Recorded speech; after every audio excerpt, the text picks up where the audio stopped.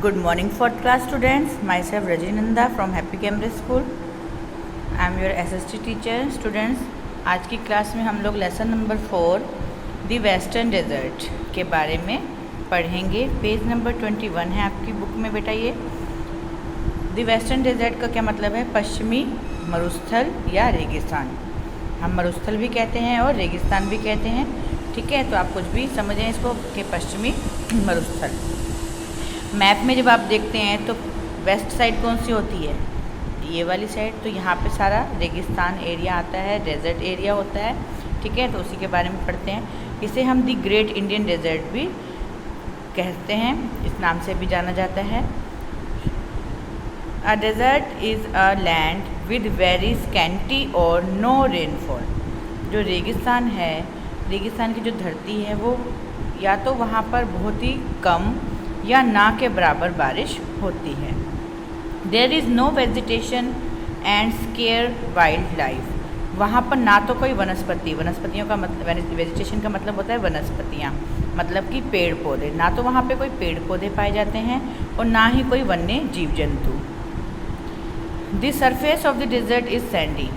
जो रेगिस्तान का जो सरफेस है, सतह होती है, वो सारी क्या होती है? रेतीली होती है, रेत होती है वहाँ पर। The Great Indian Desert or the Thar Desert in northwest India offers a different climate, culture and tradition to our country.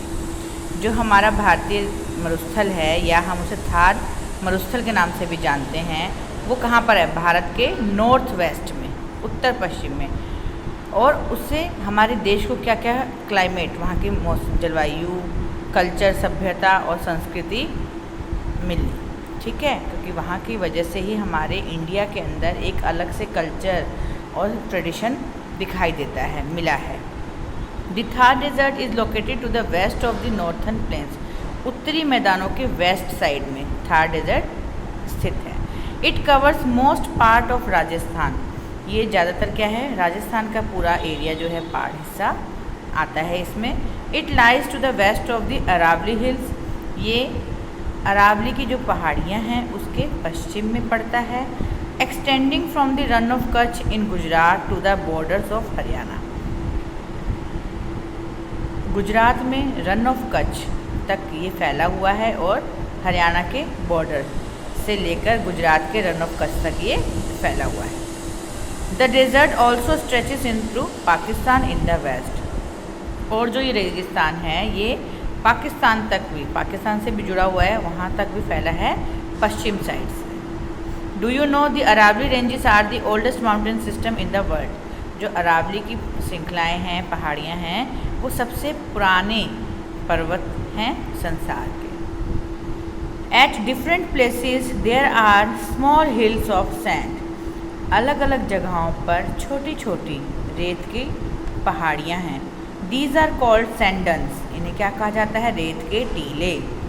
These sand dunes keep on moving from one place to place due to fast blowing winds. ये जो रेत के टीले हैं ये एक जगह से दूसरे स्थान पर चलते रहते हैं, बनते रहते हैं। कैसे? Fast blowing wind. जब तेज हवाएं या आंधियाँ चलती हैं तो उससे क्या होता है कि मिट्टी एक जगह पे अगर इकट्ठी है तो फिर हवा आएगी तो उड़ के दूसरी जगह पे जाकर वो टीला बन जाता है। These fast blowing winds are called sandstorm. ये तेज चलने वाली जो हवाएं हैं इनको हम रेत भरी आंधियाँ भी कहते हैं। They are common in desert. और रेगिस्तान में ये बहुत ही आम बात है। रेत उड़ती रहती है। आप देखेंगे, कभी देखा होगा टीवी में, सीरियल में, मूवी में, तो जो आंधी या तेज हवाएं चलती हैं तो उससे रेत उड़ती है। उसे क्या कहा जाता है? Sand storm. स्टॉर्म का मतलब आंधी होती है। ठीक है। The low rainfall and heavy soil erosion in the western part of Rajasthan resulted in the formation of the Thar desert. कम बारिश और मृदा कटाव का अधिक होना राजस्थान के पश्चिमी हिस्से को वो थार डेजर्ट के में बदल देता है। ठीक है। In the western desert there is a very little rainfall.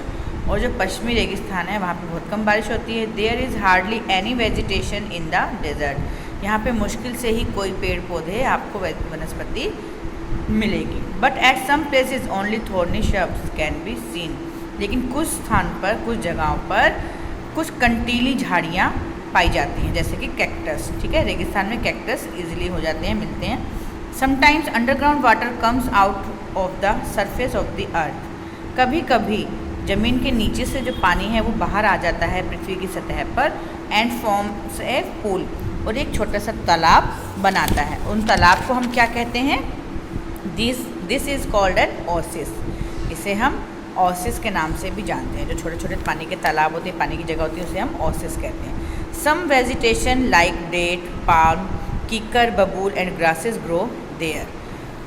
कुछ वनस्पतियां या पेड़ पौधे हैं जिनके नाम हमें बताए गए हैं कि डेट, पाल्म्स, कीकर, बबूल और घास जो है यहाँ पर उगती है। Small villages develop around it, और छोटे छोटे गांव इसके चारों ओर बसे होते हैं। आज हम इतना ही पढ़ेंगे, नेक्स्ट हम आगे कल की क्लास में करेंगे। आप इसे एक बार रीडिंग ज़रूर करें। Okay, thank you.